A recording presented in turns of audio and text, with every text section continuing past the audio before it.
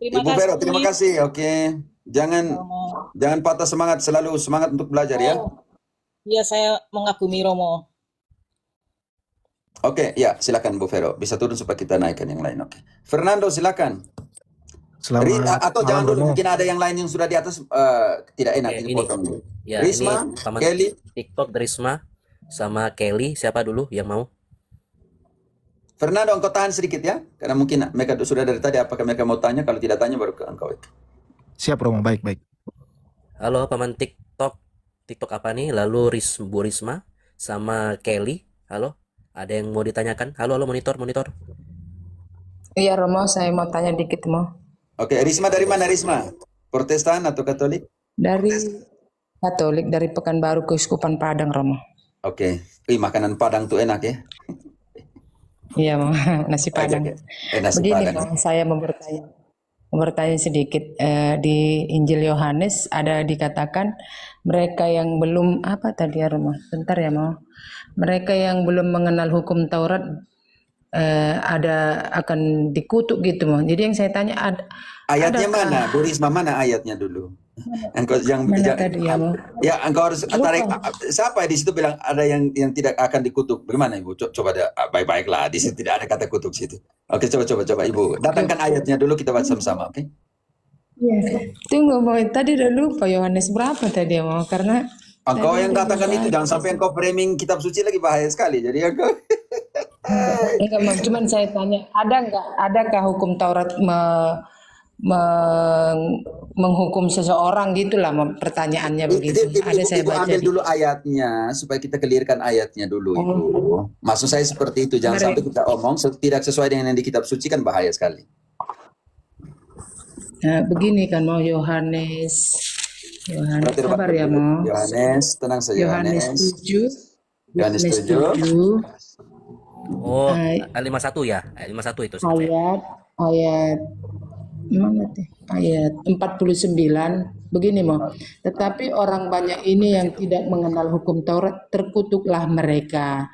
Lanjut. Nikodemus seorang dari mereka yang dahulu telah datang kepadanya berkata kepada mereka, apakah hukum Taurat kita menghukum seseorang? Nah, itu yang saya tanya begitu Romo. Iya, iya. Makanya Lanjut ayatnya, Bu. Lanjut dulu, lanjut. Supaya lanjut jangan lagi, hanya, Mo. Frater, engkau baca lengkap supaya Ibu jangan mati di satu ayat. Itu yang maksud saya. Sebelum ia didengar dan sebelum orang mengetahui apa yang telah dibuatnya, jawab mereka, apakah engkau juga orang Galilea? Selidikilah kitab suci dan engkau akan tahu bahwa tidak ada nabi yang datang dari Galilea. Begitu Mo. Oke. Karena itu bahaya sekali, karena dalam konteks Yahudi, nabi-nabi palsu itu dihukum. Jadi kalau dari Galilea tidak ada nabi, lalu Yesus menamakan diri nabi, maka konsekuensi hukumnya apa, Ibu? Harus apa? Dihukum Mo. Dihukum, karena di situ hati-hati dengan nabi-nabi palsu. Sudah dimuatkan dalam Yeremia 23, bantu dulu dari 25. Nabi-nabi palsu itu omong apa di situ? Dan itu ada 25, 23, 25. Ya.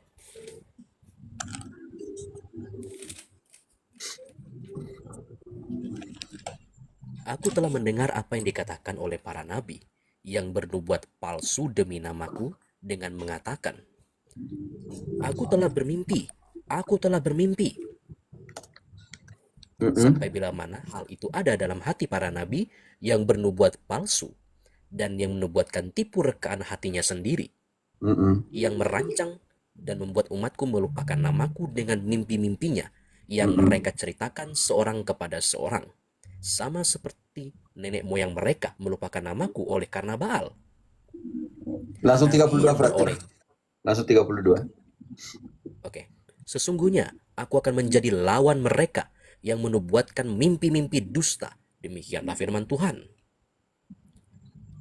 Dan yang menceritakannya serta menyesatkan umatku dengan dustanya dan dengan bualnya. Aku ini tidak pernah mengutus mereka dan tidak pernah memerintahkan mereka. Mereka sama sekali tiada berguna untuk bangsa ini. Demikianlah firman Tuhan. Kalau dia tidak diutus oleh Allah, kalau dia nabi palsu, makanya dalam Ulangan 13 ayat 5, hukuman mati untuk nabi palsu.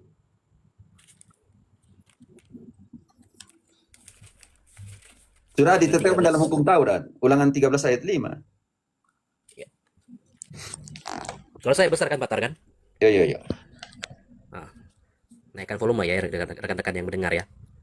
Nabi atau pemimpi itu haruslah dihukum mati karena ia telah mengajak murtad terhadap Tuhan Allahmu yang telah membawa kamu keluar dari tanah Mesir dan yang menebus engkau dari rumah perbudakan dengan maksud untuk menyesatkan engkau dari jalan yang diperintahkan Tuhan Allahmu kepadamu untuk dijalani. Demikianlah harus kau hapuskan yang jahat itu dari tengah-tengahmu. Nah, kalau kita bisa baca ayat 1 sampai dengan 5 Om, tentang nabi palsu. Kalau dia nabi palsu maka harus dihukum mati menurut hukum Taurat. Ulangan 18 ayat 20 hal yang sama. Ulangan 18 ayat 20. Tetapi seorang nabi yang terlalu berani untuk mengucapkan demi namaku perkataan yang tidak kuperintahkan untuk dikatakan olehnya, atau yang berkata demi nama Allah lain, nabi itu harus mati. Risma, sekarang kau mengerti kenapa hukuman mati mau diberikan kepada Yesus? Karena Yesus menurut orang Yahudi pada zaman itu dianggap nabi palsu, Romo. Kenapa dari Galilea tidak akan datang seorang Nabi. Kalau tahu-tahu muncul nabi dari Galilea, artinya tidak sesuai dengan apa yang ada dalam kitab suci. Maka itu di situ. Tidak perlu lagi selidiki hukum Taurat karena kita tahu bahwa kalau dari Galilea tidak akan pernah datang seorang nabi. Lalu kenapa datang dari Galilea? Yesus datang dari Galilea. Lalu dia muncul sebagai nabi. Ya sudah, kalau itu konsekuensi harus hukuman Mati. Sekarang kau sudah bisa mengerti. Ya. Ya. Dan hukum Taurat itu keras, Ibu. Ada 613 hukum. Contohnya kalau pelacur didapati berzina dia harus Ibu, kalau seorang pelacur dia berzina dia harus dihukum mati. Mereka yang selingkuh harus dihukum Hukum mati juga. Itu ada itu di Imamat 18 kalau kita mau lihat semua. Contohnya kalau ibu punya anak, dia tuh kalau bahasa NTT bilang kepala batu, tidak mau ikut. Ibu bawa dia ke penatua dan penatua merajam anakmu. Apakah engkau membiarkan itu? Tidak. Karena itu dengan matinya di kayu salib, Efesus 2 ayat 15,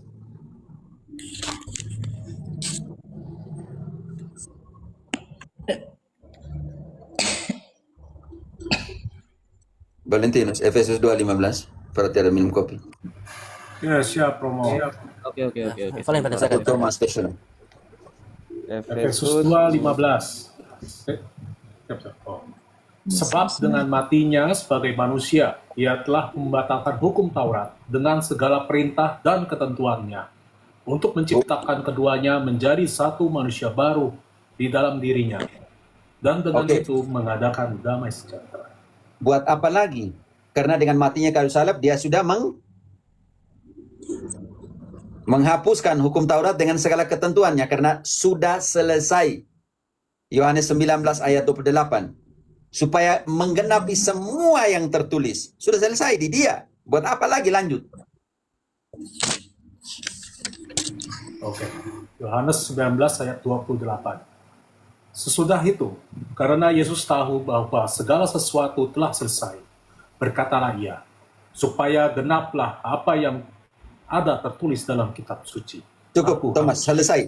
Supaya genaplah apa yang sudah tertulis dalam kitab suci. Loncat ke ayat 30. Ingat bahwa Efesus 2 ayat 15 dengan matinya kayu salib dia sudah menghapuskan hukum Taurat dengan segala ketentuan dan peraturannya. Dia mati atau tidak di sini supaya menggenapi semua apa yang sudah tertulis dalam kitab suci. Apa yang terjadi ayat 30? Sesudah Yesus meminum anggur asam itu, berkatalah ia, sudah selesai. Lalu ia menundukkan kepalanya dan menyerahkan nyawanya. Dan mulailah hukum baru, Yohanes yang sama 13 ayat 34. Inilah perintah baru yang kuberikan kepadamu. Ya, persepuluhan gagal total. Hancur di situ. Yohanes 13:34. Aku memberikan perintah baru kepada kamu, yaitu supaya kamu saling mengasihi. Sama seperti aku telah mengasihi kamu, demikian pula kamu harus saling mengasihi. Dan hukum kasih itu adalah apa? Pengenapan dari rangkuman dari nubuat para nabi dan hukum Taurat. Matius 22 ayat 40.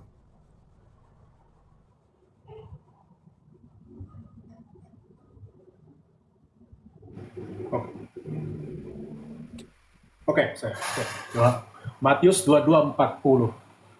Pada kedua hukum inilah tergantung seluruh hukum Taurat dan kitab para nabi. Hukum apakah itu? Ayat 37. Jawab Yesus kepadanya, kasihilah Tuhan Allahmu dengan segenap hatimu, dan dengan segenap jiwamu, dan dengan segenap akal budimu. Itu hukum pertama. Sekarang hukum kedua, ayat 39. Dan hukum yang kedua, yang sama dengan itu, ialah kasihilah sesamamu manusia seperti dirimu sendiri. Dan dalam kedua hukum kasih itu, ayat 40 dibaca kembali. Pada kedua hukum inilah tergantung seluruh hukum Taurat dan kitab para nabi. Bu Resma, kalau kita masih di bawah hukum Taurat seperti Adventista, maka jika anak kita tidak mau ikut apa yang kita omong, maka dia harus dibawa ke penatua dan dirajam. Ibu mau itu? Tidak, Romo. Ibu mau seorang pelacur dirajam? Mau, Romo. Ibu mau seorang pelacur dirajam, dilempari batu? Tidak. Kalau ibu orang Yahudi silakan, tapi ibu orang Kristen, hukum kasih yang ditekankan di situ. Pertanyaan kembali, apakah ibu mau ketika orang membawa Maria Magdalena ke hadapan Yesus bertanya, perempuan ini kedapatan berzina menurut hukum Taurat, maka dia harus dirajam. Yesus bilang apa? Yang tidak berdosa, lempar batu pertama. Ibu mau seorang pelacur kalau ketika dia didapati berzina, dia dirajam dengan batu, ibu mau itu? Tidak, mau. Ya, pasti tidak mau karena kita pakai hukum kasih. Kasih. Iya. Kasih itu menghapus pelbagai dosa. 1 Petrus 4 ayat 8.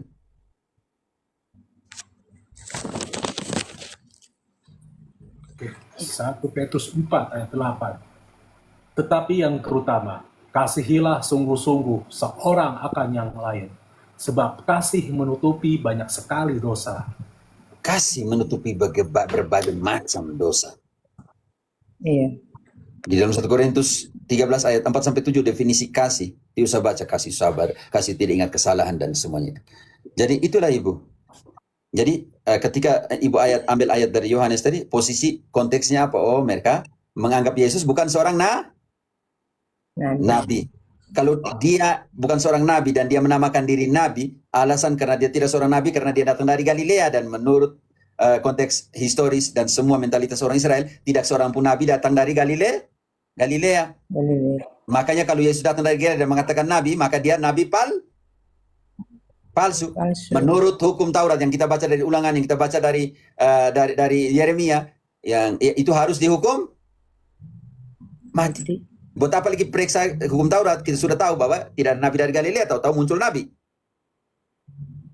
Begitulah ibu ya. Ya, makasih Romo penjelasannya. Silakan yang lain, tolong koordinasi dulu yang selanjutnya siapa yang mau tanya. Oke, coba paman TikTok.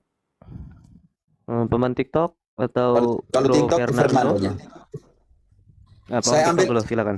Oh, ya, saya ambil kopi ya sambil dengar. Oke, silakan. Ya, terima kasih. Saya tidak bertanya, saya cuma menyimak, dan apa yang dikatakan Romo sangat luar biasa untuk membantu kami, para umat Katolik, terutama untuk lebih meyakinkan lagi bahwa Katolik adalah yang paling terbaik bagi kami yang meyakini akan Yesus Kristus, Bunda Maria. Terima kasih banyak Romo. Itu saja yang saya sampaikan. Salve Dominus Vobiscum. Salve, Bang. Salve. Oke, berarti lanjut ke Paman Fernando ya. Bro Fernando, silahkan. Kalau balik nanya, gue mau nanya sih. Ada yang pengen gue tanyakan. Kabar, aku ada pertanyaan habisnya Paman Thomas, tapi Paman Fernando dulu. Paman Fernando, silahkan. Ya, Paman Fernando, silahkan. Shalom Romo, Ini salve. Pater Pierre. Anak ganteng, anak lembata paling ganteng. Orang Indonesia paling ganteng dulu. Oke, selamat malam untuk semua di Indonesia. Tuhan memberkati.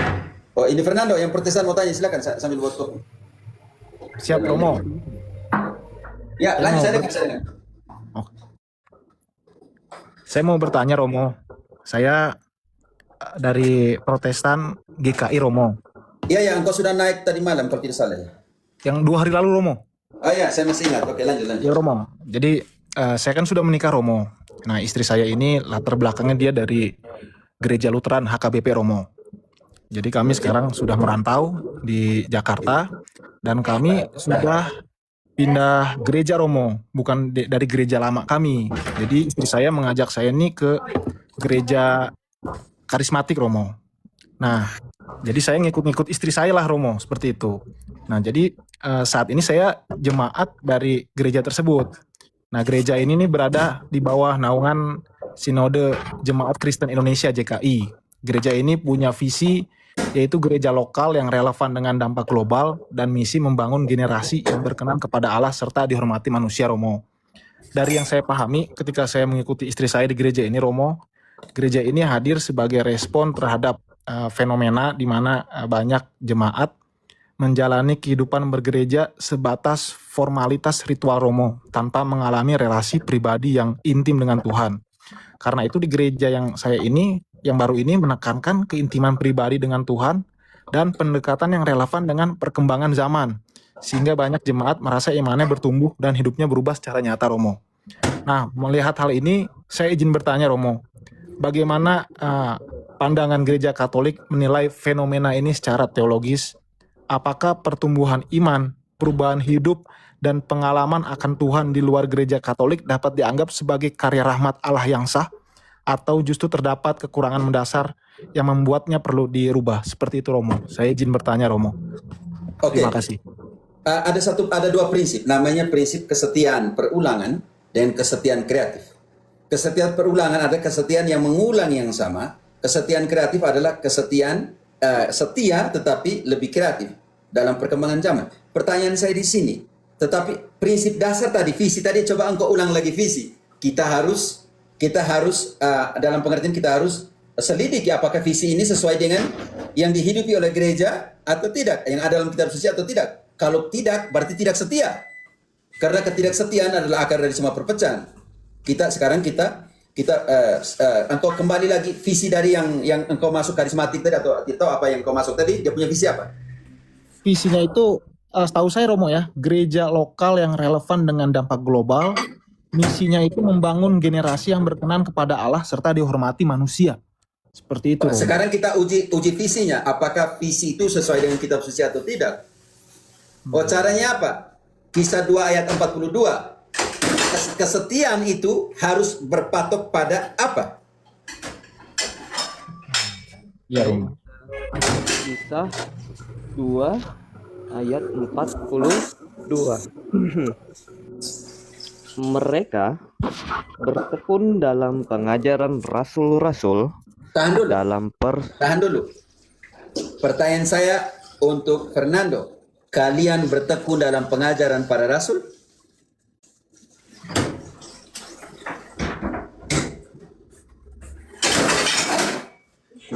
Kalian bertekun dalam pengajaran para rasul? Kau jawab dulu. Untuk mengikuti perkembangan dunia dan semua generasi apapun, kalian bertekun dalam pengajaran para rasul? Baca kembali bagian itu. Mereka buat apa?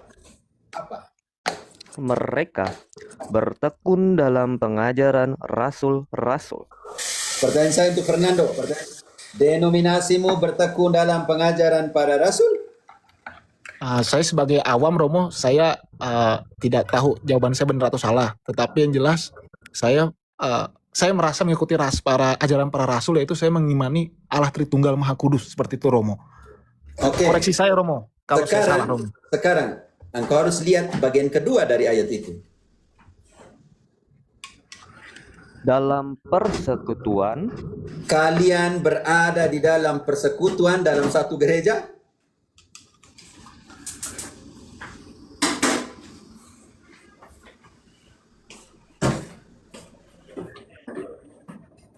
Karena lompat sedikit ke ayat 44, nanti kembali lagi. Semua orang percaya bersatu atau bercerai-berai.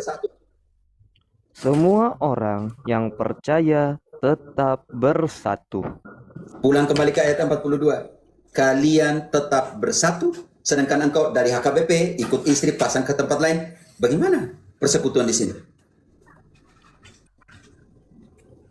Mereka bertekun dalam pengajaran rasul-rasul. Mereka bertekun dalam pengajaran para rasul,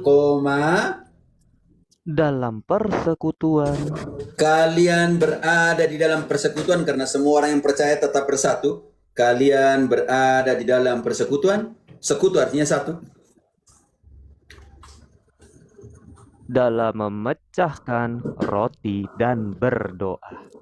Sekarang dalam memecahkan roti, kalian percaya pemecahan roti sebagai kehadiran dari Yesus?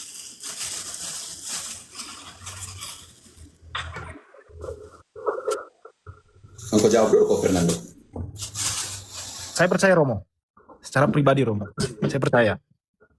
Kalian berada dalam persekutuan atau terpecah-pecah. Engkau terpecah karena engkau punya denominasi. Kau loncat ke istrimu punya denominasi. Di sini tidak bersatu lagi. Nah itu Romo. Makanya saya bertanya dan saya mau belajar Romo. Jadi saya ini hidup di Kristen yang beda-beda aliran gitu Romo. Makanya saya Parah lagi bertanya, di saya sini. mau belajar. Engkau loncat sana, loncat sini. Bagaimana konsep persekutuan? Kalau Yesus hanya dirikan satu gereja. Iya Romo. Apakah di sana, di bagian ketiga, baca kembali di ayat 42, pemecahan roti. Dalam memecah roti dan berdoa. Pemecahan roti di sana sekarang, kita konsentrasi di pemecahan roti. Di dalam denominasimu, pemecahan roti itu adalah kehadiran atau simbol? Setahu saya Romo, koreksi saya kalau salah. Jadi kalau di Calvinis itu hanya simbol, di Lutheran itu dia seperti Katolik. Nah kalau di yang gereja sekarang saya ini hanya simbol. Lutheran bukan seperti Katolik. Konsubstansi. Yesus datang dan masuk ke roti. Berbahaya sekali. Jangan bilang seperti Katolik, karena Katolik punya transubstansi. Baik Romo, baik. Sekarang engkau tadi bilang simbol. Di sana dilakukan setiap kapan pemecahan roti?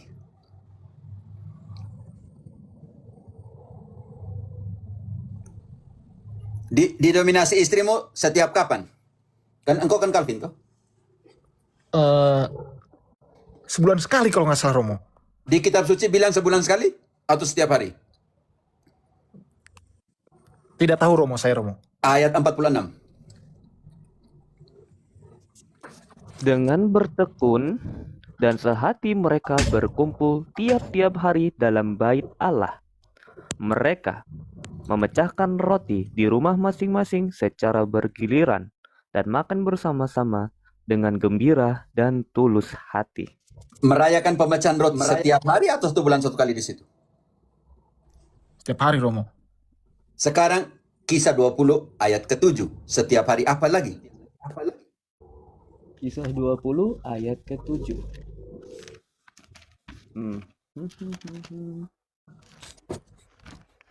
Tangan ini udah mulai sakit. Sabar.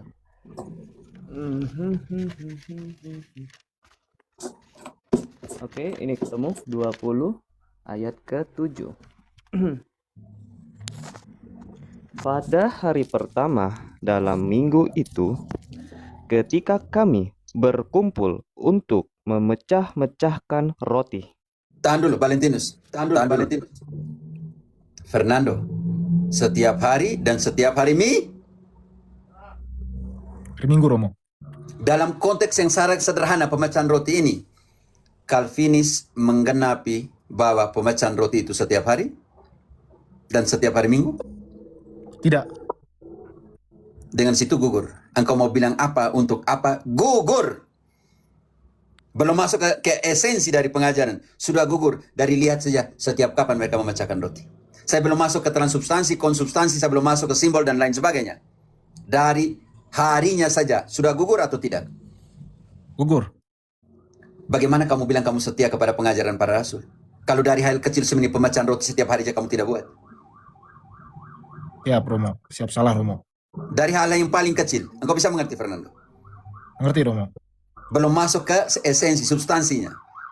Kita masih hal yang paling kecil. Engkau mulai bertanya-tanya dan ragu kalau itu. Kalau Ya, itu betul, kita mesti omong lain, kok Calvinis buat lain? Mereka ambil dari mana? Kau pergi ke gereja Katolik, setiap hari ada mie, ada pemecahan roti, ada misa, ada ekaristi. Dari hal yang paling kecil itu.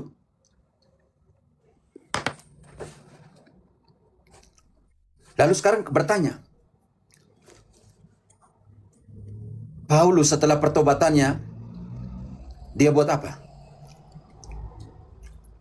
Sebelum dia pergi mengajar, dia buat apa?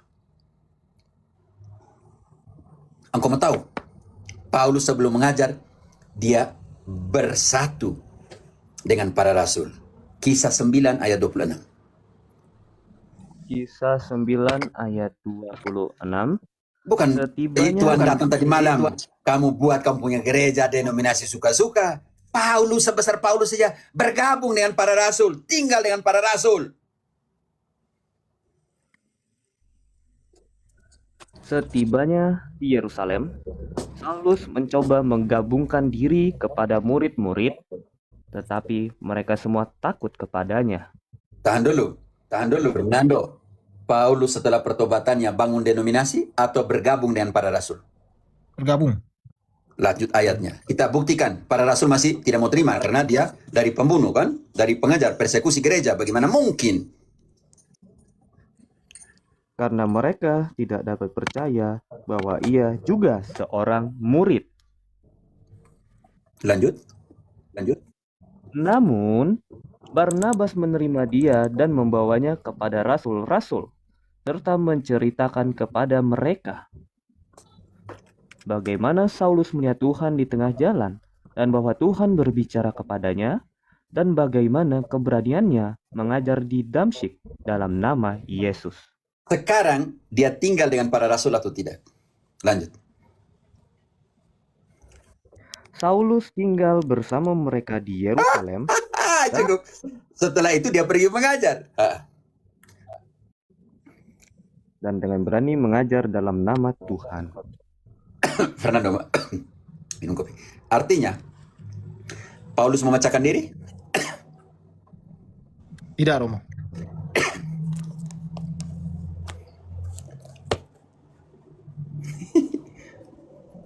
Jawaban ini belum masuk ke esensinya dari pertanyaan. Hanya lihat contoh-contoh dalam hidup. Bisa mengerti? Bisa, Romo, bisa. Sekarang, Paulus harus konsultasi dia punya surat-surat. Dia harus pergi kemana, Fernando? Paulus harus pergi berkonsultasi, minta tempat, minta pendapat. Kemana dia harus pergi? Di dalam kitab suci mengatakan kemana Paulus harus pergi. Kalau engkau tahu, kalau engkau tidak tahu, bilang tidak tahu. Ke Yerusalem kah, Romo? Tapi bertemu dengan siapa? Rasul Petrus, Romo. Galatia 1:18. Dia pergi dan tinggal dengan Petrus berapa hari? Galatia. Dan saya mau kata itu nanti kata aslinya pakai kata apa? Mengunjung. Mengunjung dalam konteks Ibrani kata apa? Konteks Yunani kata apa yang digunakan? 3 tahun kemudian, aku pergi ke Yerusalem untuk mengunjungi Kefas. Tahan dulu. Dan aku Dia pergi menumpang- untuk mengunjungi siapa? Fernando. Kefas. Dia- Kefas. Kefas itu siapa?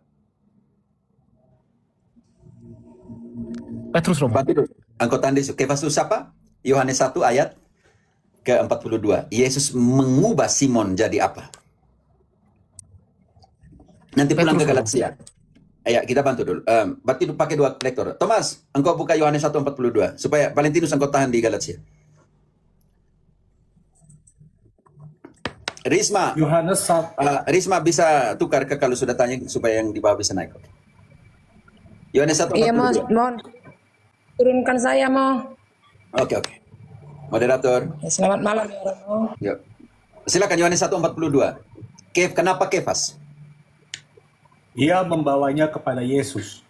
Yesus memandang dia dan berkata, "Engkau Simon anak Yohanes, engkau akan dinamakan Kefas," yang artinya Petrus. Yang artinya Petrus. Petrus punya nama yaitu Kefas. Kefas. Oke. Sekarang Paulus tidak menggunakan Petrus. Paulus menggunakan nama Aramiknya, Kefas. Oke, kita kembali ke 1 ayat 18 tadi. Pergi kunjung siapa? 3 tahun kemudian, aku pergi ke Yerusalem untuk mengunjungi Kefas. Tahan dulu. Fernando, Kefas tadi siapa? Petrus Romo, Artinya batu batu karang. karang. Oke. Di situ kata mengunjungi diterjemahkan ke Indonesia. Dalam Yunani adalah historie. Artinya pergi berkonsultasi, pergi membuat suatu wawancara, pergi untuk meminta tempat. Jadi di situ Paulus pergi untuk wawancara, konsultasi dan meminta tempat. Dia 15 hari di sana. Apa yang terjadi setelah 15 hari? Ayat 20. Supaya yang kutuliskan kepada kalian Mengenai apa yang kutuliskan kepadamu ini, di hadapan Allah kutegaskan bahwa aku tidak berdusta. karena dia sudah konsultasi dengan siapa 15 hari? Fernando?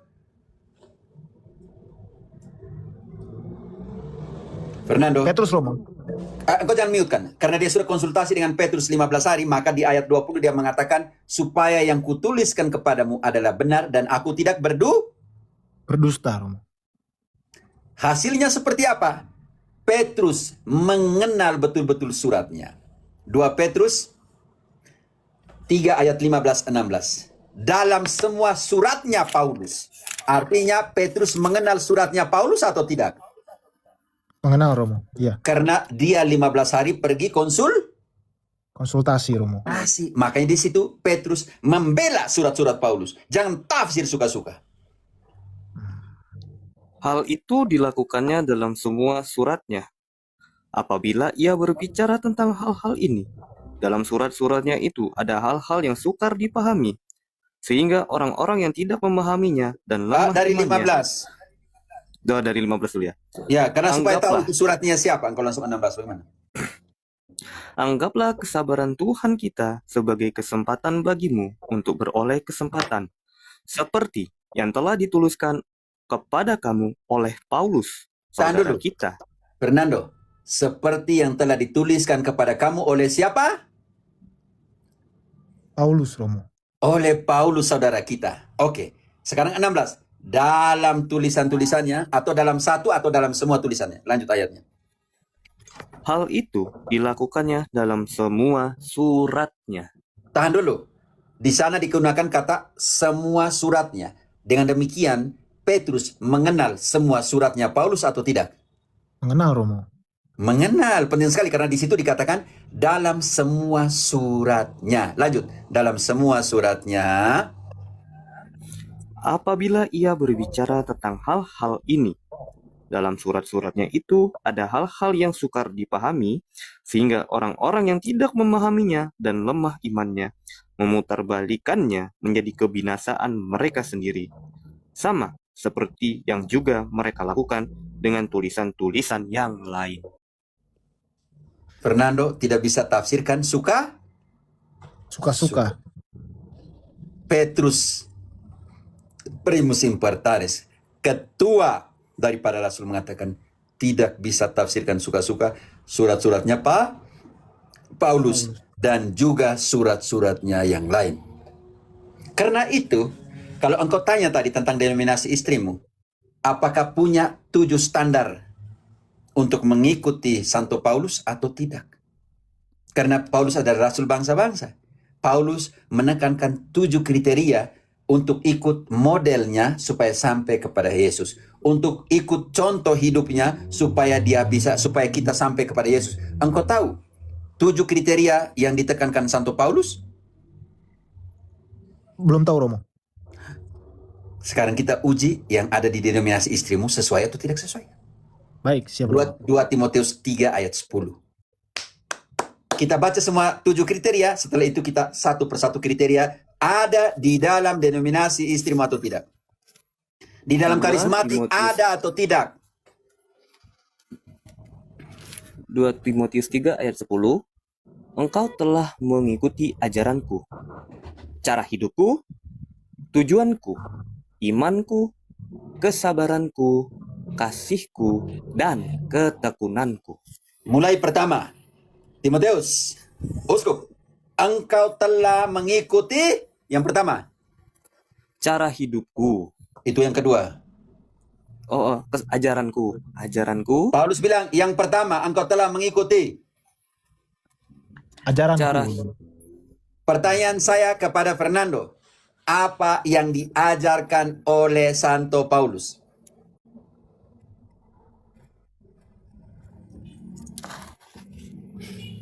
Yang diterima dari Yesus. Iya Romo. Engkau jangan ajar sesuai yang di kepala pendeta, yang diterima dari Yesus. Contohnya nih, 1 Korintus 11, Thomas, 1 Korintus 11 ayat 23, bagian pertama saja, jangan bagian kedua.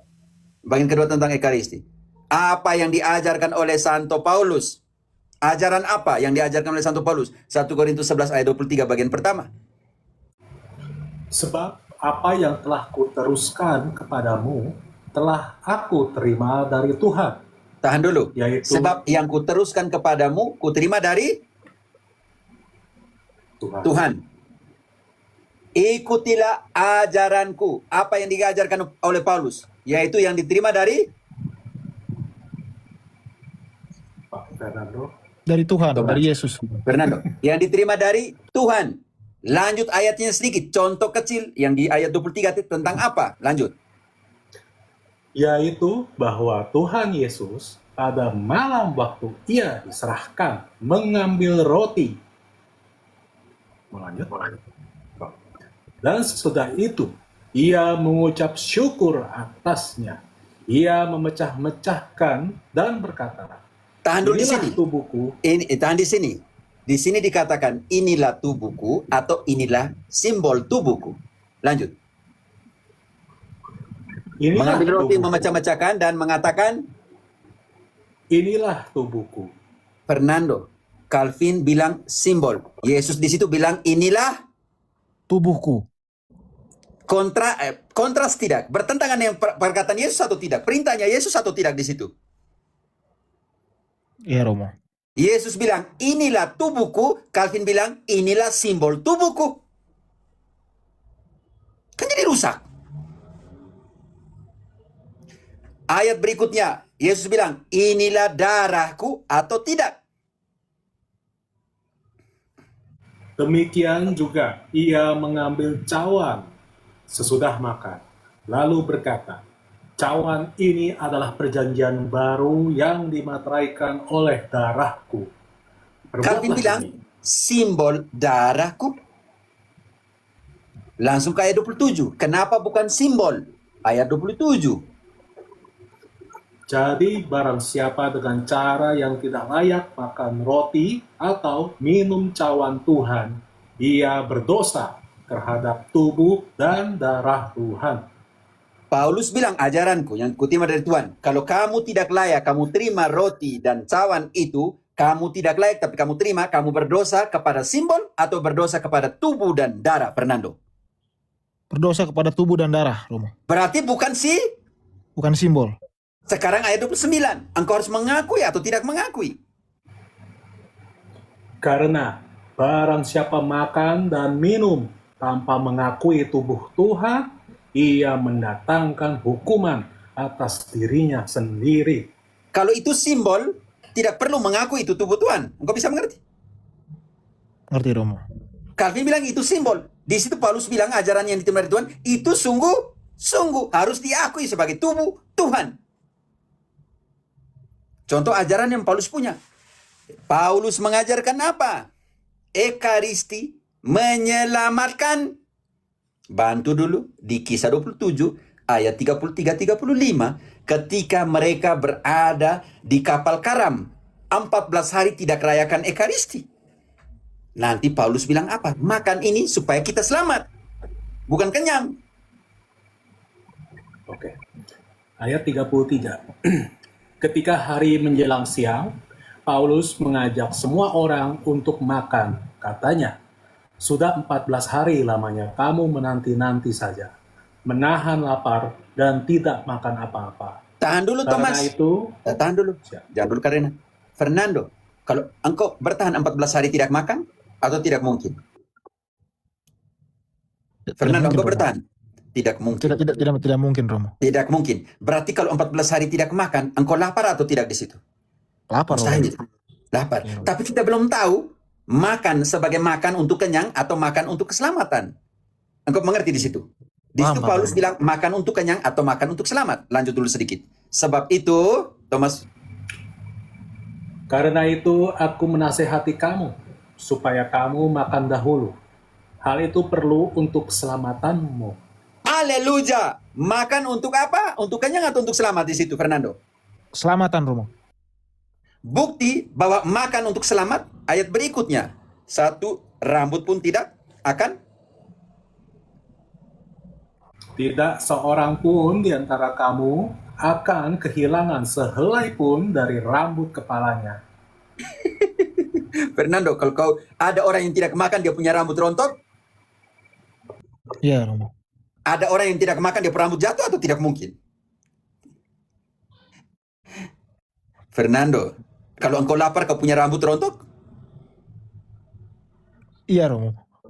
Ayo, bagaimana lah? Tidak, Romo. Tidak, Romo. Kau bilang iya, bagaimana? Ada orang yang tidak makan 1-2 hari, dia punya rambut jatuh? Tidak, Romo. Tidak. Tidak. Berarti bukti bahwa itu makan bukan untuk kenyang, melainkan untuk Keselamatan. keselamatan. Paulus menggunakan ekstrim contoh.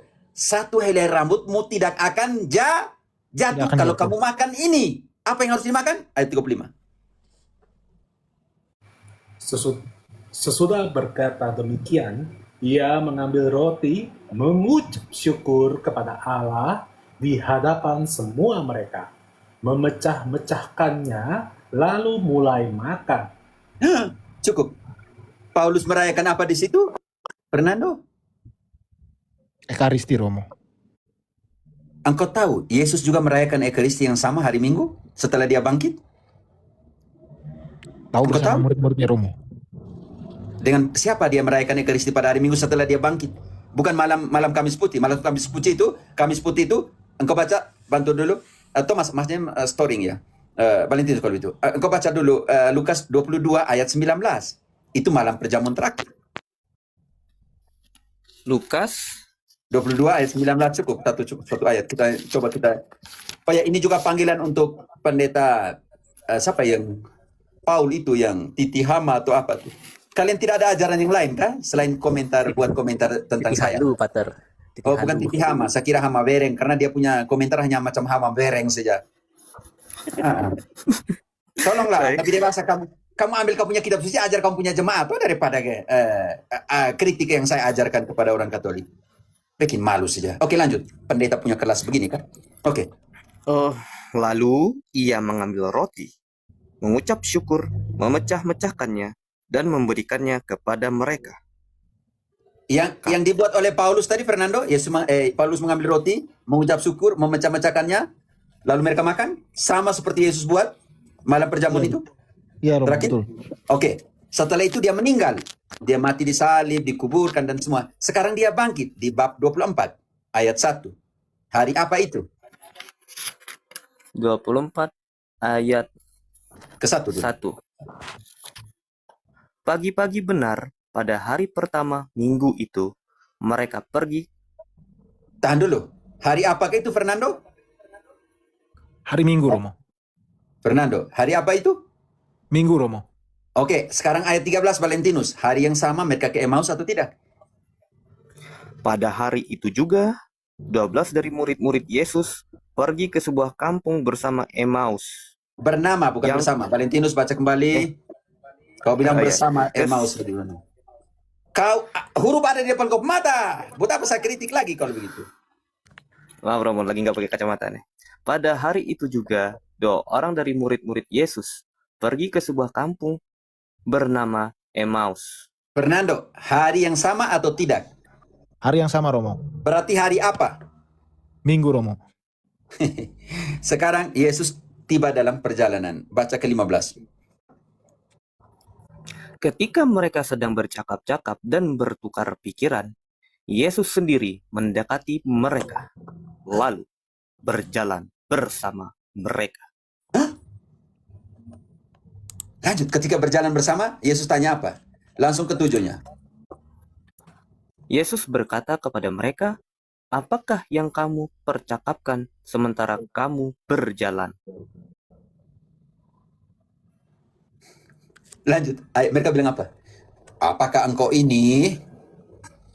Seorang dari mereka, namanya Kleopas, menjawabnya, apakah engkau satu-satunya orang asing di Yerusalem yang tidak tahu apa yang terjadi di situ pada hari-hari ini? Oke, sekarang lanjut. Lalu 24 dulu, bantu. Mereka masih jelaskan ke Yesus. Mereka jelaskan ke Yesus. Beberapa teman kami telah pergi ke kubur itu dan mendapati persis seperti yang dikatakan perempuan-perempuan itu, tetapi dia tidak mereka lihat. Lalu sekarang Yesus marah besar. Ayat selanjutnya. Bodoh, Yesus bilang begitu. Ngeri loh Yesus. Lalu ia berkata kepada mereka, hai kamu orang bodoh, betapa lambannya hatimu untuk mempercayai segala sesuatu yang telah dikatakan para nabi. Sekarang Yesus mau katakan juga kepada Protestantisme, hai kamu orang bodoh, betapa lambannya hatimu sehingga kamu tidak percaya segala sesuatu yang telah dikatakan di dalam kitab suci. Seperti dia katakan kepada Kleopas dan muridnya, bodoh, kenapa kamu lamban, tidak percaya segala sesuatu yang telah dikatakan oleh para nabi? Apa itu? Ayat selanjutnya, apa itu yang dikatakan oleh para nabi? Lalu ia menjelaskan kepada mereka apa yang tertulis tentang dia dalam seluruh Engkau sudah loncat. Ayat yang kau loncat. Oh ya. Bukankah Oh ya, 26. Bukankah Mesias harus menderita semuanya itu untuk masuk ke dalam kemuliaannya? itu yang telah dikatakan oleh para nabi? Kenapa kamu tidak mengerti? Sekarang Yesus harus jelaskan kitab suci. Lalu ia menjelaskan kepada mereka apa yang tertulis tentang dia dalam seluruh kitab suci, mulai dari kitab-kitab Musa dan segala kitab nabi-nabi. Protestantisme, kalian bilang back to Bible, jangan kembali ke kitab suci pendeta, jangan untuk kamu punya persepuluhan. Yesus gunakan kitab suci untuk menjelaskan tentang dia. Lanjut ayatnya. Mereka mendekati kampung yang mereka tuju. Lalu ia berbuat seolah-olah hendak meneruskan perjalanannya. Namun mereka sekarang poin penting yang akan datang. Yesus rayakan kembali Ekaristi setelah dia bangkit atau tidak? Namun mereka sangat mendesaknya. Katanya, tinggallah bersama kami, sebab hari telah menjelang malam dan matahari hampir terbenam. Lalu masuklah ia untuk tinggal bersama mereka. Sekarang apa yang dia buat? Pelan-pelan. Sekarang poin penting. Maka pelan-pelan. Ini poin penting Ekaristi. Oke. Waktu ia duduk makan dengan mereka, ia mengambil roti, mengucap syukur, lalu memecah-mecahkannya dan memberikannya kepada mereka. Fernando, Yesus mengulangi kembali apa yang dibuat dalam malam perjamuan terakhir? Betul, mengulangi lagi Romo. Setelah dia bangkit? Iya Romo.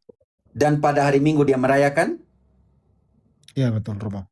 Sekarang mujizat Ekaristi akan muncul di ayat berikut ini. Valentinus, pelan-pelan ayat yang akan datang adalah mujizat Ekaristi.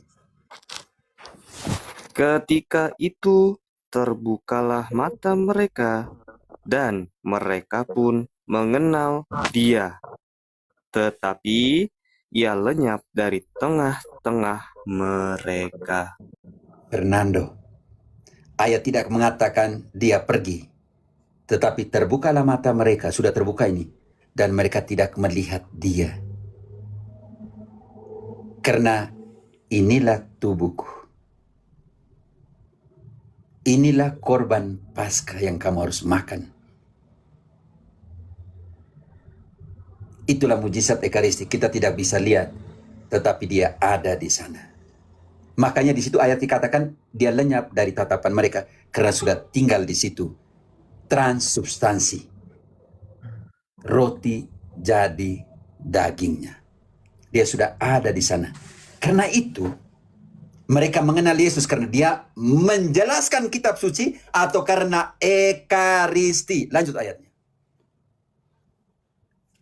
Baik.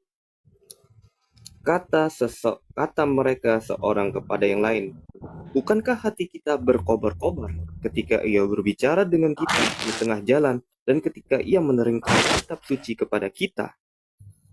Hati mereka berkobar-kobar ketika dia menjelaskan kitab.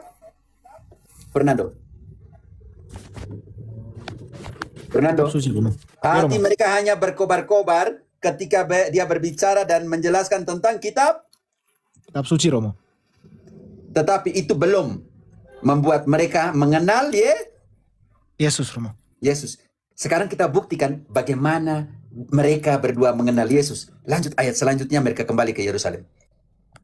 Lalu bangkitlah mereka dan terus kembali ke Yerusalem. Di situ mereka mendapati ke-11 rasul itu dan orang-orang yang ada bersama mereka sedang berkumpul. Apa kata mereka kepada para rasul, 11 rasul itu? Lanjut. Kata mereka itu, sesungguhnya Tuhan telah bangkit dan telah menampakkan diri kepada Simon. Lanjut. Lalu kedua orang itu pun menceritakan apa yang terjadi di tengah jalan dan bagaimana mereka mengenali dia pada waktu ia memecah-mecahkan roti. Mujizat Ekaristi. Mereka mengenal Yesus ketika dia memecahkan Roti. Protestantisme hanya omong tentang firman, Firman Tuhan, Romo. tentang kitab. Kitab suci, Romo. Butuh Ekaristi supaya engkau mengenal Yesus, Romo. Makanya di dalam misa ada dua meja.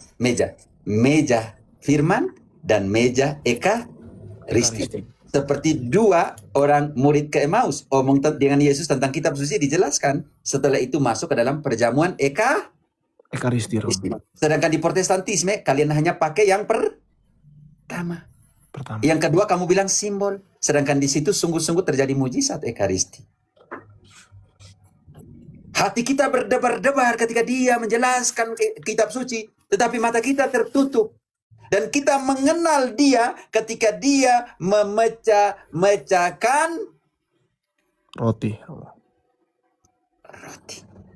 Fernando, semua sudah ada dalam kitab suci? Ada, Romo. Engkau di dalam karismatik, kau mau kreatif yang mana lagi? Paulus bilang, ikutilah ajaranku. Yesus mengajarkan, Paulus mengajarkan gereja didirikan di atas dasar siapa? Fernando. Efesus 2 ayat 20. Sekarang masih ajarannya Paulus. Ikutilah ajaranku. Kalian sudah ikut Paulus atau belum? Dia, Romo. Belum, Romo. Efesus 2, 20. Yang dibangun di atas dasar para rasul dan para nabi, dengan Kristus Yesus sebagai batu penjuru. Fernando, Paulus tadi bilang gereja didirikan di atas dasar para rasul dan para nabi, Romo. Rasul siapa yang menjadi pendasaran pendirian karismatikmu? Rasul siapa? Sedangkan Tidak ada, Paulus Romo. bilang 12 rasul. Rasul siapa? Kamu mau terlalu kreatif tapi tidak setia. Rasul siapa? Dia, Romo. Rasul siapa yang mengajarkan loncat, jingkrat, band, menari, patah rantai? Rasul siapa? Seperti pendeta yang kasih patah rantai. Siapa? Yang mengajarkan begitu. Siapa? Rasul siapa? Rasul siapa yang mengajarkan janji iman persepuluhan, buah sulung? Rasul siapa? Tidak ada, Romo. Kenapa kau masih ikut? Paulus mengajarkan Ekaristi sebagai kehadiran sungguh-sungguh, persekutuan dengan tubuhnya. Bantu dulu 1 Korintus 10 ayat 16. Kalian bilang simbol. Lalu 7 kriteria itu baru satu kriteria belum selesai di sini, Fernando. Belum cara hidupnya, kita bongkar cara hidupnya Paulus seperti apa. Sekarang kita hanya bongkar 2 karena terlalu panjang ya, Fernando. Contoh di sini. Rasul Paulus mengajarkan tentang Ekaristi sebagai transubstansi. 1 Korintus 10 ayat 16. Bukankah cawan pengucapan syukur yang atasnya kita ucapkan syukur adalah persekutuan dengan darah Kristus, dan roti yang kita Bukankah- pecah-pecahkan bukankah roti yang kita pecah-pecahkan adalah persekutuan dengan tubuh Kristus? Fernando, kalau kau sudah bersekutu dengan istrimu, kamu adalah satu tubuh menurut kitab suci. Iya, satu tubuh Romo. Oke, lihat ini. Dia pelihara dengan tubuhnya sendiri. Kamu bilang simbol. Simbol. Fernando, engkau mau ikut siapa? Ini belum nih, ajaran belum selesai nih. Masih banyak sekali ajaran Paulus yang kalian buang. Sedangkan Paulus bilang yang kuajarkan adalah yang kuterima dari Tuhan. Lalu kenapa kalian buang? Paulus bilang ekarisi sebagai kehadiran sungguh-sungguh, persekutuan dengan tubuhnya, persekutuan dengan darahnya, kalian bilang simbol. Paulus bilang kalian harus layak makan roti dan cawan, kalau tidak kalian berdosa kepada tubuh dan darah, kalian bilang simbol. Paulus bilang kamu harus mengakui bahwa itu tubuh Kristus, kalian bilang simbol. Bagaimana? Ajarannya Paulusnya kamu bolak-balik, bagaimana kamu bisa sampai kepada Yesus? Bagaimana? Sekarang, yang kedua, yang tadi, setelah ikutilah ajaranku. Yang kedua, cara hidupku. Baca di TB2. Paulus itu imam, Fernando? Atau pendeta? Fernando. Imam Romo. Lalu kenapa pendeta bukan imam? Kalau mau ikut cara hidupnya Paulus, Paulus bilang dia imam. Roma 15 ayat 16. TB2. Tolong dibaca Valentinus. Romo 15. Roma bukan Romo, Roma. Ya, Roma 15. Roma 15 ketemu ayat 16. Oke. Untuk menjadi pelayan Kristus Yesus bagi bangsa-bangsa lain sebagai imam dalam pemberitaan Injil Allah. Dan lanjut, tugas imam beritakan Injil dan supaya bangsa-bangsa lain dapat diterima oleh Allah sebagai persembahan yang berkenan kepadanya, yang disucikan oleh Roh Kudus. Fernando, Paulus tadi pendeta atau imam? Imam Romo. Imamnya dia punya tugas mewartakan dan membawa Persembahan Romo. Tugasnya di mana? 1 Korintus 9 ayat 13 dan 14. 14 mewartakan, 13 melayani tempat kudus, melayani mesbah atau altar. 1 Korintus 13. 1 Korintus 3:13. 1 Korintus 9 ayat 13. Gantian enggak bro, enggak apa-apa. Oh ya, ketemu. Tidakkah kamu tahu bahwa mereka yang melayani dalam tempat kudus mendapatkan penghidupannya dari tempat kudus itu, dan bahwa mereka yang melayani mesbah mendapat bagian mereka dari mesbah itu? Demikian pula. Tahan dulu. Ya, tugas imam pertama melayani apa, Fernando? Tempat kudus. Melayani mesbah. Melayani Altar. Calvinis ada altar? Tidak ada Romo. Tidak ada. Bagaimana dengan ayat itu? Kamu buang kah? Kamu lawan sendiri 1 Paulus. Sekarang ayat 14. Imam juga tugas untuk yang di Roma tadi membatalkan sabda dan membawa persembahan. Persembahan dibawa di mana? Di altar, di mesbah. Sekarang ayat 14 sama dengan Roma 15 bagian pertama sebagai imam untuk mewartakan ayat 14. Demikian pula Tuhan telah menetapkan bahwa mereka yang memberitakan Injil harus hidup dari pemberitaan Injil itu. Lalu bagaimana Santo Paulus hidup dari Injil? Ayat 18. Jika demikian, apakah upahku? Upahku ialah ini, bahwa aku boleh memberitakan Injil tanpa upah, dan bahwa aku tidak menggunakan hakku sebagai pemberita Injil. Fernando, Injil diwartakan gratis atau harus bayar persepuluhan janji iman? Oh, tanpa upah Romo. Lalu bagaimana di sebelah? Didenominasi istrimu dengan upah? Jujur saja, santai aja kali. Iya Romo, iya. Santai aja kali. Iya Romo. Bagaimana Santo Paulus bisa mewartakan? Kita lihat di bab 20 ayat 32, 33, 32. Paulus harus kerja atau tidak? Ayat 32 ya, 32, 33. Mulai 32 coba. Di Korintus yang sama ya Romo ya. Bukan. Kisah 20 ayat 32. Oke, Kisah 20 ayat 22. 32. 32. Maaf Romo, kurang fokus ini. Aduh, maaf. 32.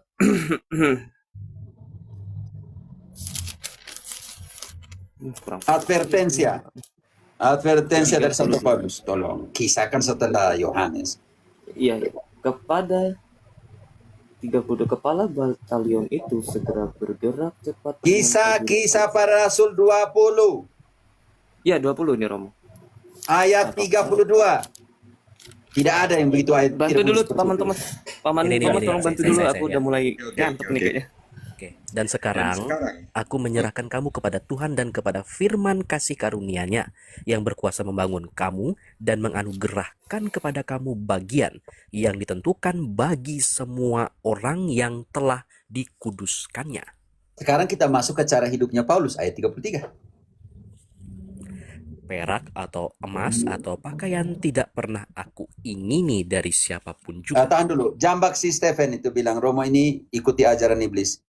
Ajaran iblis atau iblis? Iblis. Tapi baik-baik. Kalau iblis, kau naik di sini dan kau harus bertanggungjawabkan. Oke, ayat 33. Paulus, cara hidup Paulus. Dia kerja atau tidak, Fernando? Kamu sendiri tahu bahwa dengan tanganku sendiri aku telah bekerja untuk memenuhi keperluanku dan keperluan kawan-kawan seperjalananku. Lanjut. Dalam segala sesuatu telah kuberikan contoh kepada kamu, bahwa dengan bekerja demikian kita harus membantu orang-orang yang lemah dan harus mengingat perkataan Tuhan Yesus, sebab Ia sendiri telah berkata, adalah lebih berbahagia memberi daripada menerima.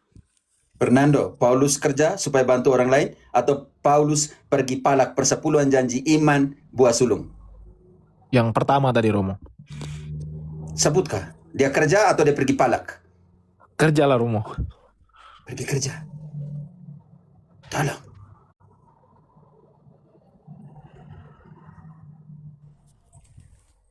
Stefan hilang kah? Si Stefan hilang? Tidak tahu si Stephen tadi. Kalau dia ada naik toh aman-aman saya naik. Daripada kau tulis di bawah, yang tulis aneh-aneh di jambak langsung naik saja. Aduh, tidak perlu lah Pater. Stephen itu pendeta si Tompul itu loh Pater. Itu otaknya tumpul lagi buat apa ke sini? Oh, si Iya, Tompul itu. Berarti yang mereka LAI tuh itu ya? ganti serigala berbulu domba, ganti nama terus ya. Si Tompul lah, inilah Kemarin Sola Kevin. Scriptura, sekarang Stephen lah. Lah malu-malu Oh ya, ini. dah salah Katobit Pater. Dia pernah tulis akunnya itu, Katobit Bayangkan. Katolik. Nah itu apa itu? Tolong dong si Bahasa- tumpul kepalamu itu. Kalau kamu berani ya pakai akun tidak usah rubah nama lah. Rubah nama terus tuh macam apa? Macam bunglon saja, bunglon doktrinal saja. Ternyata orangnya itu ya Filius. Iya, Mereka iya, panas gitu. kalau seorang Protestan Fernando sementara tanya. Saya jadi bingung juga. Fernando, Iya Romo. kita belum bahas, kita baru bahas 2 saja dari 7 model hidupnya Paulus. Engkau bisa mengerti? Mengerti? Dari Iya, Romo. 2-nya saja ini kau pikir apa sekarang? Belum bahas yang 5. Iya Romo. Paham saya Romo. Sebesar Paulus loh. Yang kau harus ikuti supaya sampai kepada Yesus. Seperti dia katakan kepada Uskup Timotius. Saya bilang si Tumpul bukan otaknya, bukan dia punya marga ya. Teman-teman dari Batak jangan marah ya. Saya bukan omong si Tumpul ya. Bukan dia punya marga ya. Jangan sampai kamu tersinggung. Tidak. Saya kan Tumpul karena otaknya Tumpul. Kadang dia bilang yang membagi bab dan ayat itu lai. Bayangkan dalam sejarah kitab suci. Ini pendeta seperti ini kamu ikut.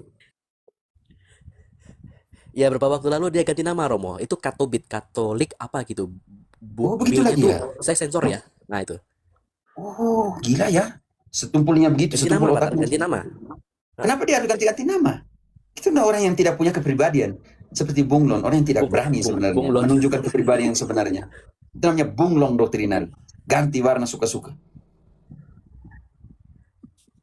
Oke, Fernando, masih ada yang lain? Paham Romo. Jadi yang saya ambil kesimpulannya penyembahan itu adalah di ekaristinya itu Romo. Koreksi saya Kenapa? kalau salah Romo. Oke, Betul. benar sekali. ingat bahwa untuk penyembahan itu dia punya 3 kriteria. Kita sandingkan sedikit bagaimana orang Israel menyembah.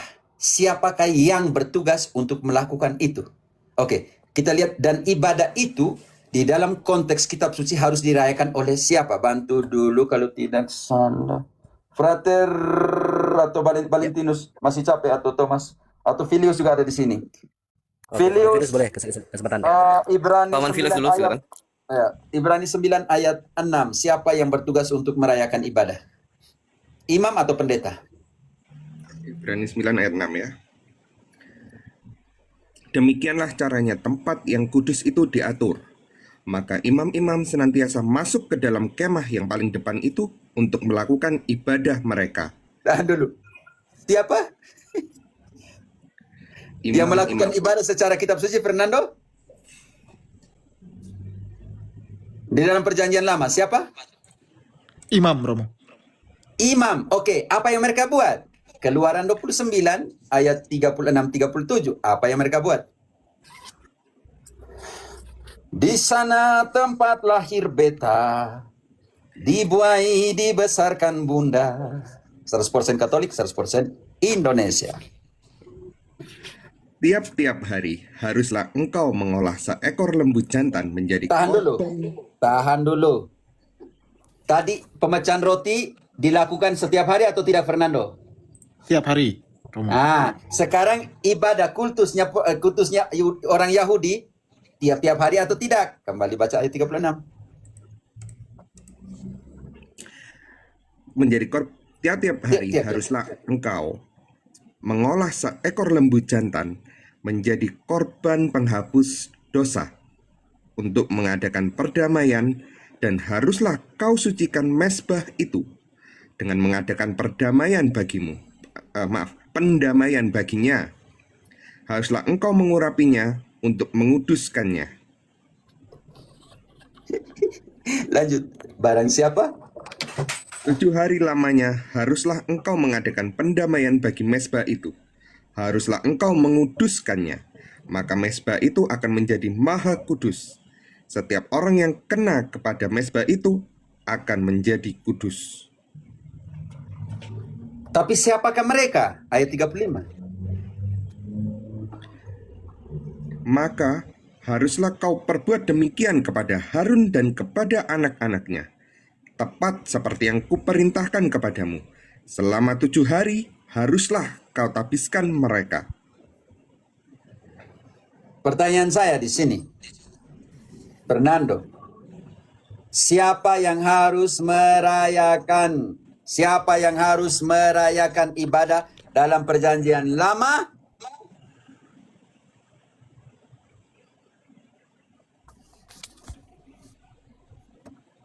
Imam. Fernando, Imam, siapa Romo. yang harus merayakan ibadah dalam perjanjian lama?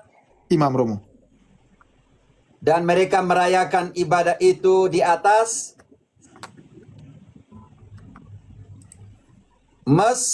Mesbah, Romo. dan di atas mesbah itu mereka mempersembahkan apa? Korban apa? Baca kembali ayat Pembelian, 36. Romo. Ya, kita baca 36 supaya engkau dengar baik-baik. Tiap-tiap hari haruslah engkau mengolah seekor lembu jantan menjadi korban penghapus dosa untuk mengadakan pendamaian, dan haruslah kau sucikan mezbah itu dengan mengadakan pendamaian baginya. Haruslah engkau mengurapinya untuk menguduskannya. Mereka mempersembahkan anak Domba, Romo. Lembu. untuk korban penghapusan Penghapusan dosa, Romo. dan mereka melakukannya ibadah itu, para imam itu tiap-tiap. Tiap hari, Romo. Sekarang dalam perjanjian baru tadi, pemecahan roti tadi, mereka melakukannya tiap-tiap hari atau tidak? Tiap hari, Romo. Setiap hari, Romo. Setiap hari. Setiap hari. Dan korban itu yang dalam ekaristi itu korban untuk penghapusan Dosa, Romo. Kita bandingkan. Tadi kita sudah selalu pakai Lukas, sekarang kita pakai Markus 14 dari ayat 22. Tolong bantu dulu. Markus 14:22. Mulai dari situ. Markus 14. Dan ketika Yesus dan murid-muridnya sedang makan, Yesus mengambil roti, mengucap berkat, memecah-mecahkannya, lalu memberikannya kepada mereka dan berkata, "Ambillah, inilah tubuhku." Ketika Sesudah Yesus bilang roti itu tidak lagi bilang inilah rotiku, melainkan inilah Tubuhku. inilah tubuhku. Sekarang kita lihat lanjut dengan piala. Sesudah itu, ia mengambil cawan, mengucap syukur, lalu memberikannya kepada mereka, dan mereka semuanya minum dari cawan itu. Dan ia berkata kepada mereka, "Inilah darahku, darah perjanjian, yang ditumpahkan bagi banyak orang." Tetapi kita belum tahu tumpahnya untuk apa. Darah itu bisa mengerti. Fernando. Mengerti Romo? Iya, kita jawabannya ada di Matius 26. Kita baca dari 26. Dan konsentrasi di 29. Darah itu untuk apa? Kalian ini. Dan ketika mereka sedang makan, Yesus mengambil roti, mengucap berkat, memecah-mecahkannya, lalu memberikannya kepada murid-muridnya dan berkata, "Ambillah, makanlah, inilah tubuhku."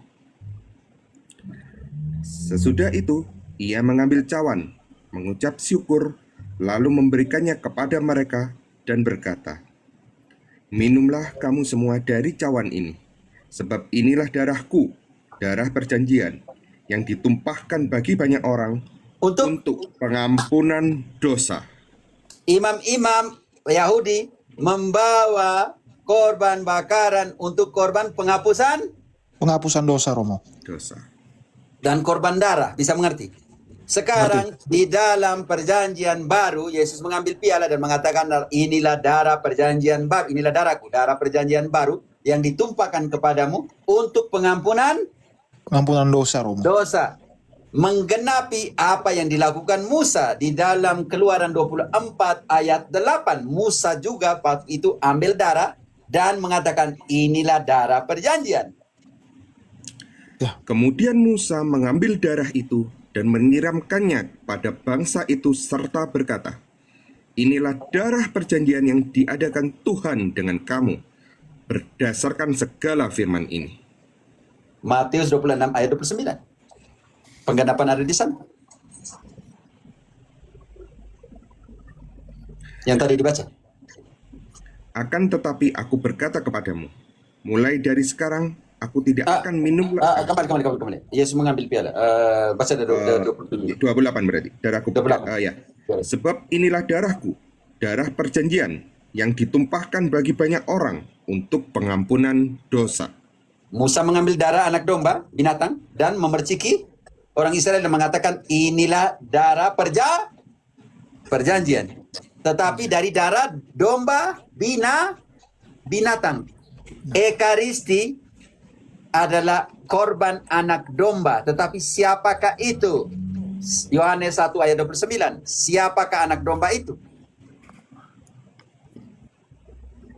Pada keesokan harinya, Yohanes melihat Yesus datang kepadanya dan ia berkata, "Lihatlah anak domba Allah yang menghapus dosa dunia." Dan Ekaristi harus dirayakan sampai kapan? 1 Korintus 11 ayat ke-26. Teman-teman Islam, selamat Idul Fitri. Oke. Jalani Idul Fitri dengan damai. Mohon maaf lahir dan batin, minal faidin wal faidin. Oke. Sekarang Ekaristi harus dirayakan sampai kapan? "Sebab setiap kali kamu makan roti ini dan minum cawan ini, kamu memberitakan kematian Tuhan sampai ia datang." Dan di dalam gereja, di dalam kitab suci, dirayakan pemecahan roti itu setiap hari atau setiap 1 bulan, Fernando? Setiap hari Romo. Setiap hari sampai dia datang kembali. Engkau mau ikut yang mana? Kitab suci atau pendetamu? Karismatikmu? Kitab suci Romo. Pulanglah, belum terlambat. Siap Romo. Terima kasih ilmunya Romo, pengajarannya. Kami tidak pernah memaksakan engkau jadi Katolik. Baik Romo. Carilah kebenaran dan kebenaran akan membebaskanmu. Jangan selamat bodoh. Selamat karena tahu kebenaran yang menyelamatkan kamu itu seperti apa. 1 Timotius 2 ayat 3 dan 4. Timotius ya. 1 Timotius 2 ayat 3 dan 4. Oke.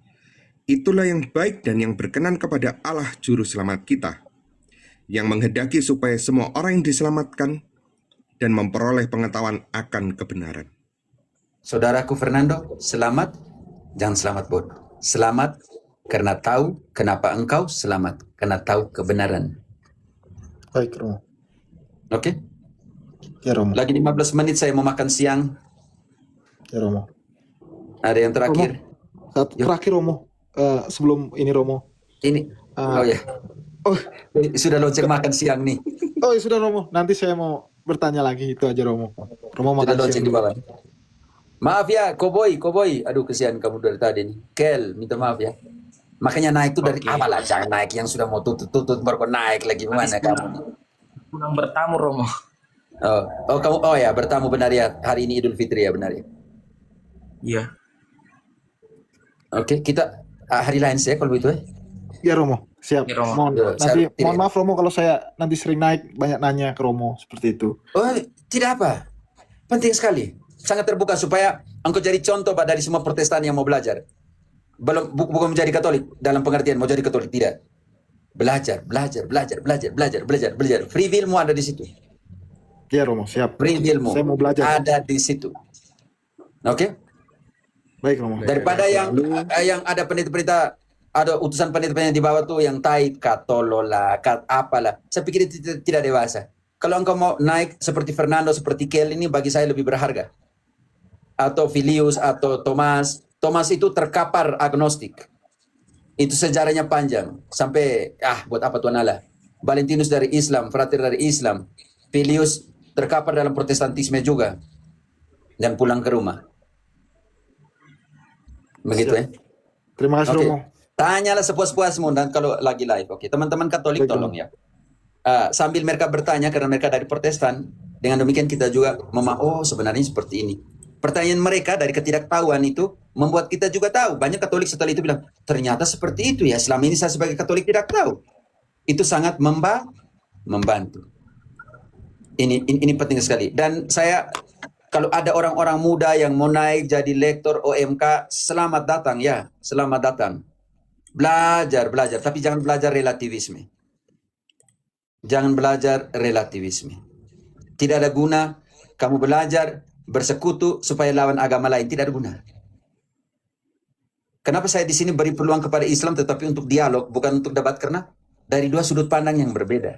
Al-Quran dengan kitab suci tidak bisa dipertemukan. Bagaimana? Hanya bisa dipertemukan dari sudut pandang kenabian menurut mereka. Tapi ketuhanan tidak bisa karena mereka tidak menganggap Yesus sebagai Tuhan. Tolong Katolik, jangan bersekutu dengan Protestan untuk serang Islam. Tidak ada guna. Tidak ada guna. Saya mau panggil secara khusus yang menamakan apologet Katolik untuk serang Islam. Tidak ada guna. Apalagi bersekutu dengan Protestan. Tidak ada guna. Kamu buat namanya pembanding agama, silakan. Pembanding kitab suci, silakan. Tapi untuk saling menyerang dengan agama lain tidak guna. Makanya Hindu tidak pernah kita omong jelek tentang ini, Buddha tidak omong jelek, Islam tidak omong jelek. Buat apa? Dua kitab yang berbeda.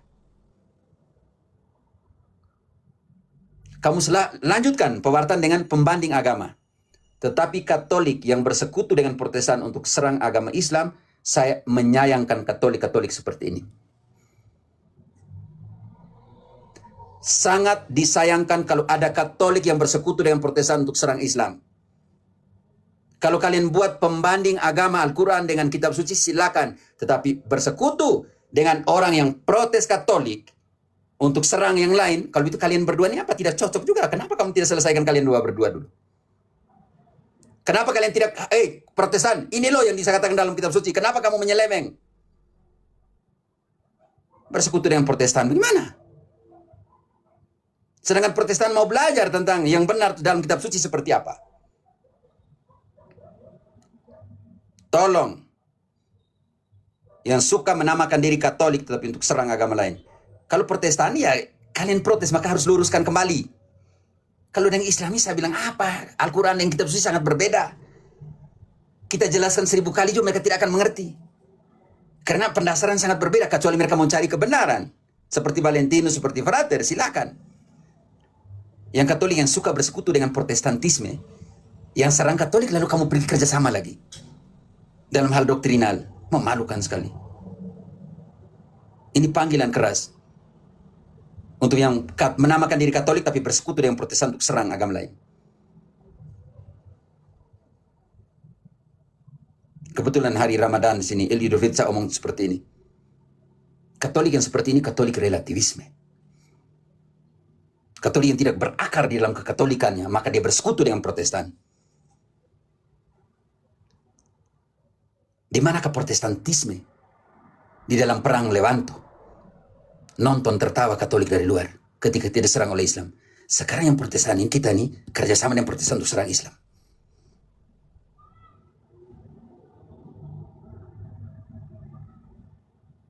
Tolong saya minta, apalagi kalian yang menamakan diri Katolik bersekutu dengan Protestan.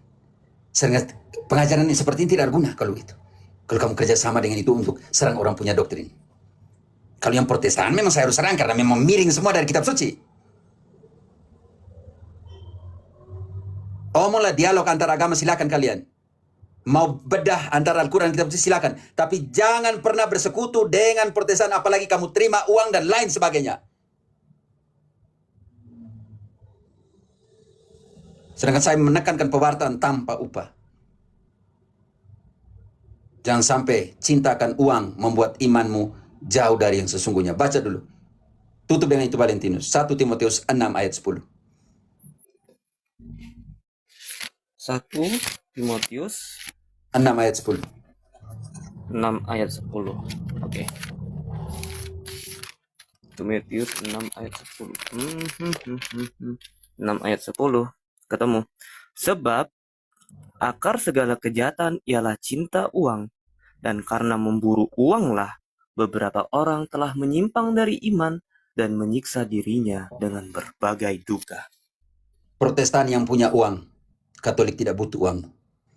Kau jangan jadi provokator supaya Katolik bersekutu dengan kalian punya uang, supaya menyerang agama lain.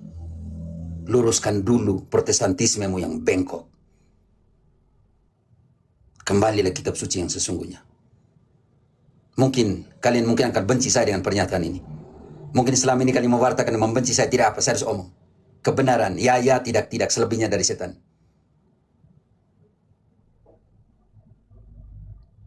Takutnya, yang kau punya Tuhan baru yaitu uang.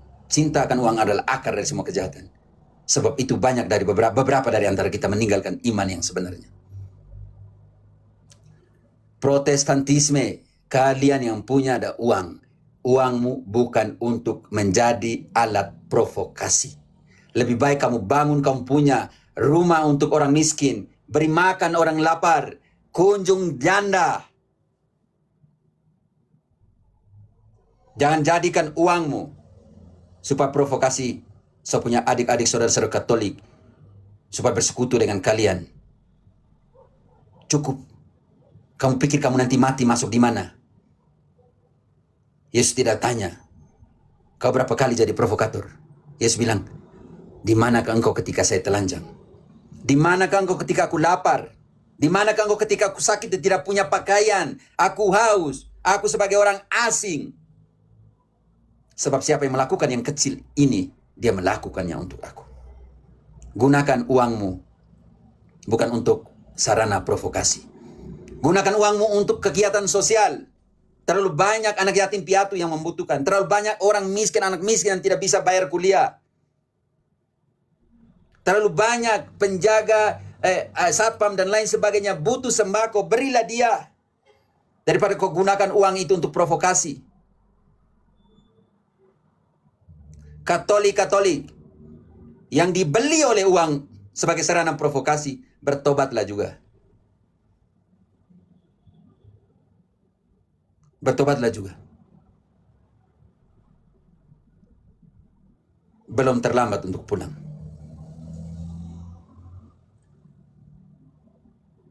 Ingat itu. Daripada nanti, baca dulu Valentinus. Matius 25, ayat ke-40. 41 dari 41. Matius 25, 41. 41.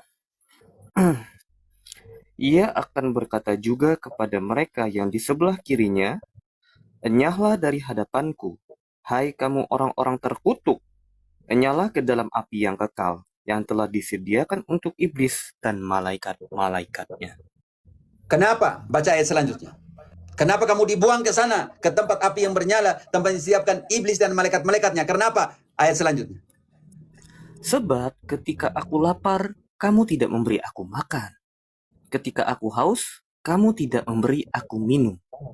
Ketika aku orang asing, kamu tidak memberi aku tumpangan. Ketika aku telanjang, kamu tidak memberi aku pakaian. Ketika aku sakit dalam penjara, kamu tidak menjenguk aku.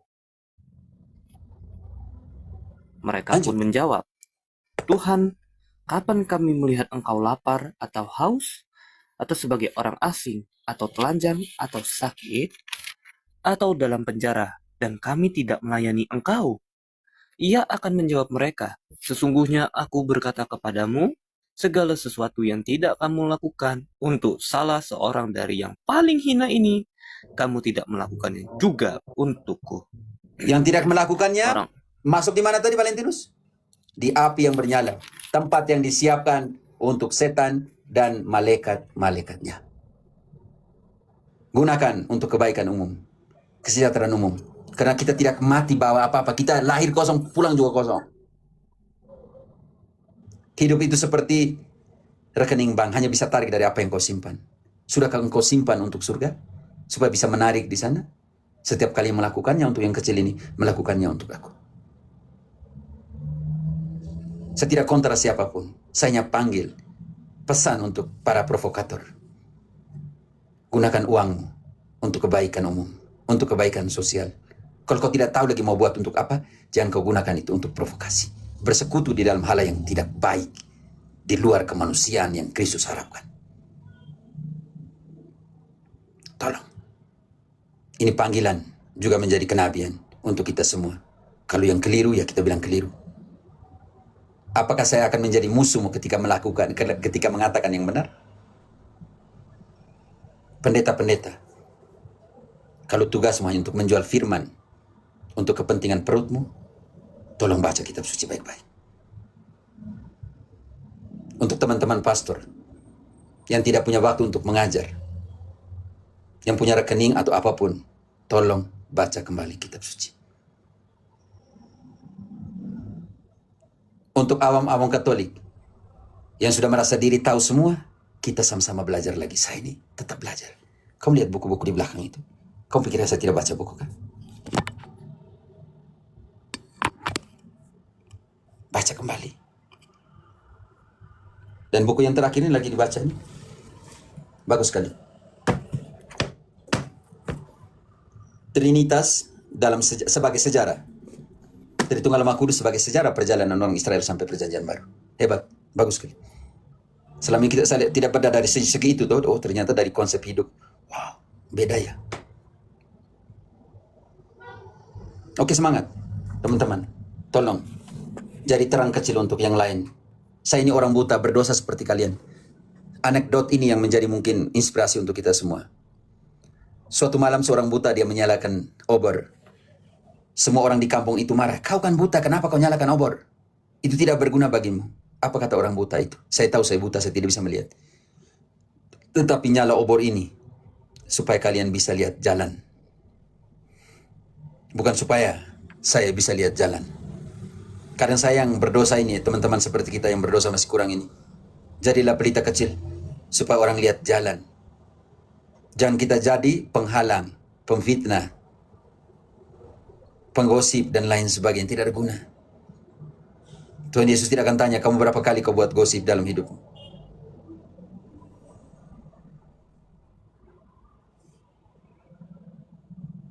Oke, Tuhan memberkati ya. Saya makan dulu. Bapak Putra Roh Kudus.